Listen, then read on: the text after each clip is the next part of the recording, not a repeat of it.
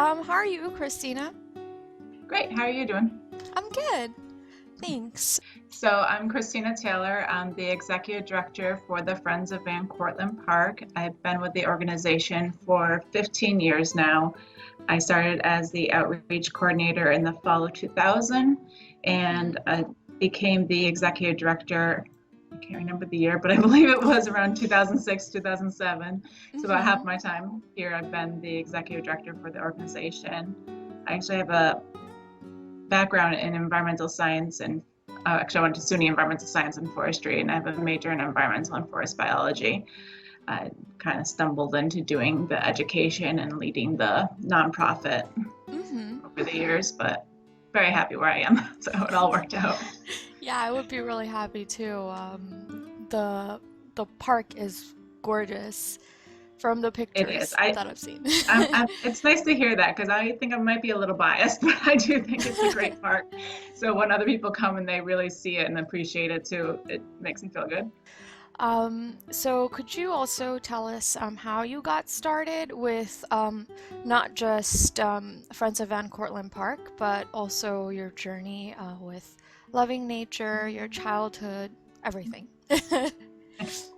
Yeah, I don't remember like a one moment where I was like, oh, the environment, that's what I want to do or want to be a part Mm-hmm. of. It kind of always just has been there, a part of my life, being outdoors.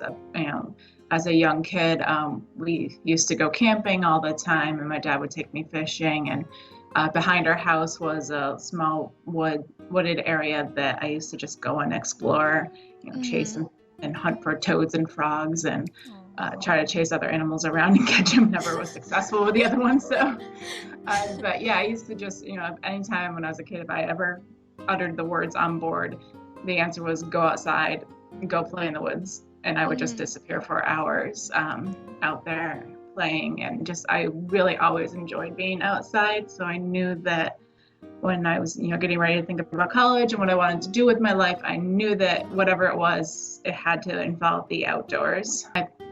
Went around looking at different campuses and trying to decide what I wanted to do. And at that time, I really was thinking, wildlife. I wanted to do something with wildlife, and really thought I would be the next Jane Goodall. That was my plan. Oh.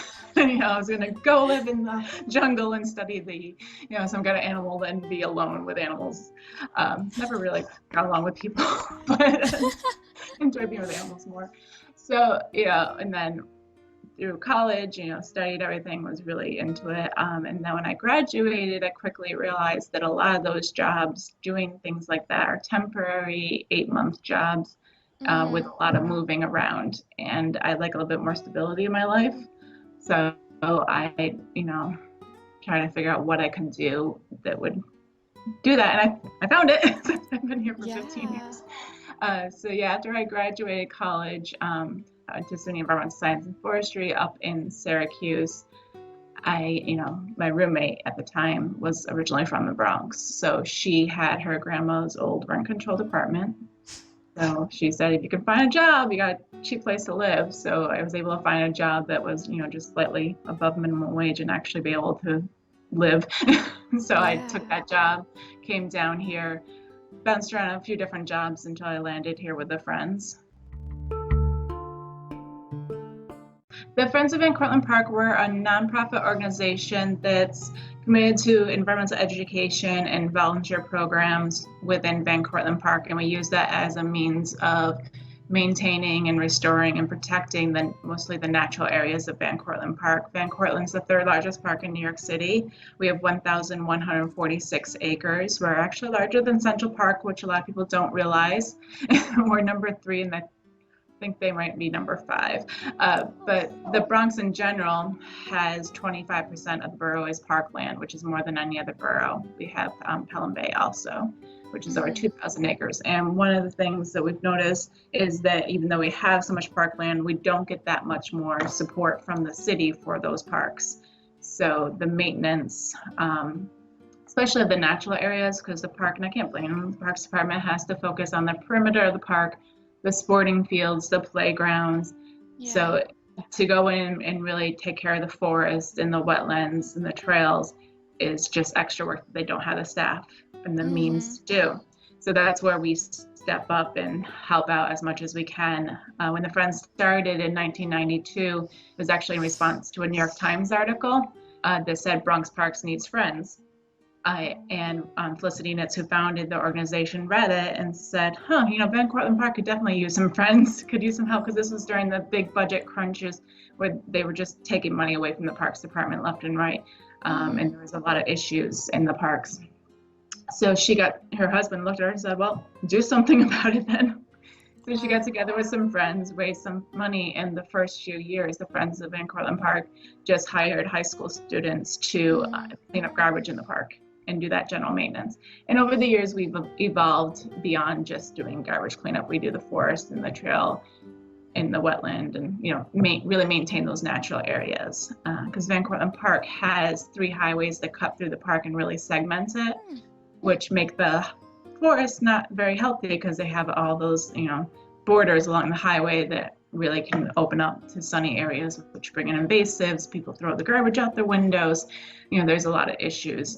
Getting around the park with trails is difficult. So, we've really found our role to be taking care of those natural areas, and then just introducing people to them, because a lot of people who come to the park, know the playgrounds, know the sporting fields, but they never venture into the forest. And we want people to feel comfortable going into the forest and really learning about nature and being a part of the nature and seeing how much we have here in Van Cortlandt and in the Bronx. People are often shocked when they see, we have a beautiful lake, we have, mountains that kids call them mountains, they're really hills, but but we have all this to explore in the park. So it's great that we get to be the ones that introduce people to it. Wow, so I have a question. When you actually go to that area, does it feel like you are outside of the city? There's definitely sections of the park. I'll be honest, there's sections of the park where are next to the highways and you don't feel like that. But there are areas where you can go, you don't hear the highways, you don't hear the train, you won't see too many people, that you really do feel like you're out in the wilderness or out in nature and not in the city. Since you already work a lot with the youth, is there any recommendation that you could give them to be more open to the environment and care for it more? I think just being willing to go out and explore and learn what it's about and be a part of it is a big first step. A lot of young people don't feel the need to go outside anymore. There's video games, there's your iPhone, you don't need to go outside, you can watch a video and see nature. So I think just going out and doing it in the first place is a big step, because once you go out and do it and experience it out there, you'll realize the difference and you'll want to keep doing it. So I hope that's the case. I think that's the case with most people. So just going out and being willing to explore, being able to disconnect from the world is okay. Put down your cell phone and go for a walk. You don't have to be texting or taking pictures and putting them on Instagram every 2 feet that you walk. Big you can problem. just go out. Yeah, you can just go out and explore. It's okay. Nobody needs to see the evidence of it. It's okay. So I think just doing that, and then understanding the importance of nature and understanding how rapidly we're losing the nature. And if you want to have children and you want to preserve it for your children or your grandchildren, you've got to start thinking about it now. Yeah, that's one of the best advices I've probably gotten. Just get out of nature. No one needs to see the experience. No one needs to really see the evidence of the experience that you're having. It can be personal. And I'm guilty of it too, but every once in a while I catch myself. Everyone is. Put the phone away and just go for a walk. It's okay. Yeah.